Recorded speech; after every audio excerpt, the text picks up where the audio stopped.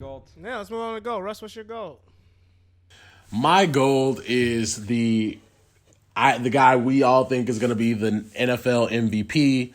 That is one Mr. Lamar Jackson, the quarterback out of Louisville, who has really torn up the NFL this year and really shown people what he can do. This guy has put up monster numbers, nearly 4,000 yards of total offense, 40 touchdowns, 33 passing, 7 rushing.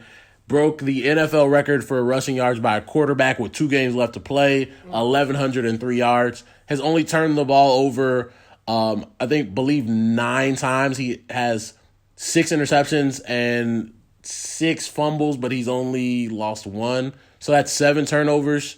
I think there's no way that he's not the runaway MVP. I think Russell Wilson is great, but Russ has kind of tailed off this last couple of weeks, and Lamar's continued to thrive. So what he's doing is not only awesome for the game, awesome for him, but it's historic. If you look at how, one, African-American quarterbacks have been viewed throughout the years, I think, 2, this is a great thing for the next generation of football fans. I think we're all kind of close in age where when we were kids, Mike Vick was coming up and tearing up the NFL. You know what I'm saying? Right. And there's a lot of kids out there who are like, oh, my God, Lamar Jackson is my favorite player in the NFL. Right. And kind of are in awe like we were when Mike Vick was doing his thing with the Falcons for all those years. So I think it's really cool to see and I think players acknowledge like how amazing of a season this guy's having. Like the Jets, and after their loss, they got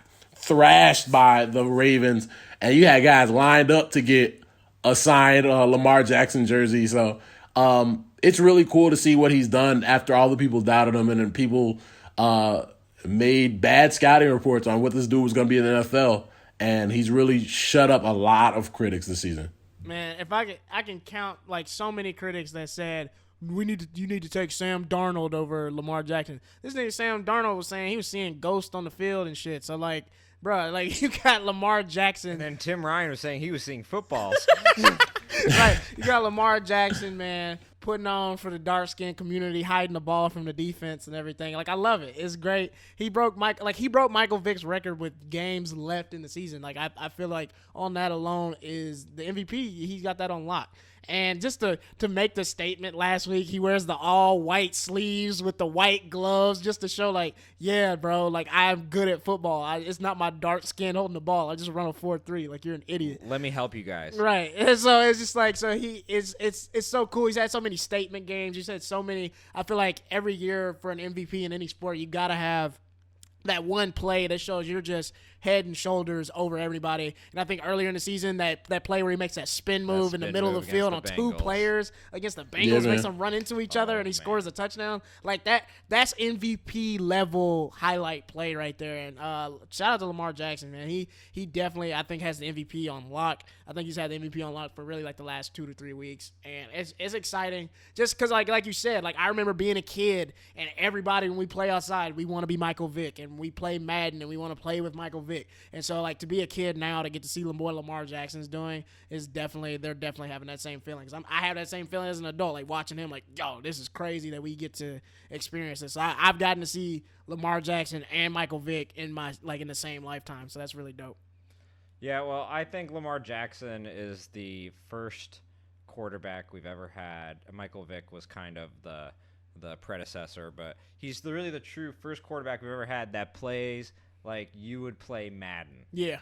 And he has achieved like the perfect Madden player on the field. Yeah. The way that he manipulates the defense by always presenting that threat of I could run 7 yards out of bounds and maybe even more, or I could just throw it to Mark Andrews and company. And so he has just found a great balance of threatening people with his legs, but staying in the pocket at times and throwing. The amount of times he has run up to 1 yard before the line of scrimmage and then thrown the ball has been painful. He did that once against the Jets this week. It was 4th and 2, 28-7 in the third quarter. It was 4th and 2 on their own side of the field. And look at the confidence John Harbaugh had in his offense and his quarterback to say, we're going to get 2 yards here. Of course we are. We got the MVP of Exactly. the league Big on trust. our team. But the one question I will pose to you guys before we move on from this topic is, Steve Young said it best. You can run those plays and you can continually run the quarterback draws, and then you get hit one time really hard. Now try to call the play cogently next time in the huddle, and then try to make the right decisions on the field. Yeah. Do you think that this will carry over into the playoffs for him and it'll be successful all the way into the Super Bowl? Or will they, in the playoffs, will they have kind of a stagnation in offense because they're facing better defenses, colder temperatures, and everything's magnified in the playoffs? Do you think we're going to maintain this level of production into December and January? Personally, I think we will. One, I'll answer the first part of your question about can he stay healthy and it only takes one hit. There was a stat I saw today on Twitter that, their offensive coordinator, Greg Roman, deserves a lot of credit for the offense that he put together, built it around Lamar Jackson and his strengths and what he could do with the football. And it's really paid off. This guy has 40 touchdowns with 2 games left. Like, it's possible he could have 50 touchdowns total on the season. But Greg Roman has put his quarterbacks in positions to succeed, and that also means being on the field. He was also the offensive coordinator for the 49ers when they had Colin Kaepernick at his height. And I think in Colin's years as his quarterback and Lamar, I think Colin missed 1 or 2 games. So I think he knows how to keep a quarterback with that skill set healthy. To your point about the playoffs, nobody's giving them a real challenge. That's why I think this is sustainable. And then the other part, their offense is built for cold weather, to be honest. They've been thriving in warm weather and indoors and have been putting up monster numbers. So when it gets cold and teams aren't running the football and all of a sudden they have to run a football, they run for 200 yards a game off rip. And then you're going to add cold weather where, now we're really going to get into it and really, get black and blue and wear you down. That's a team you don't want to see at all. For sure.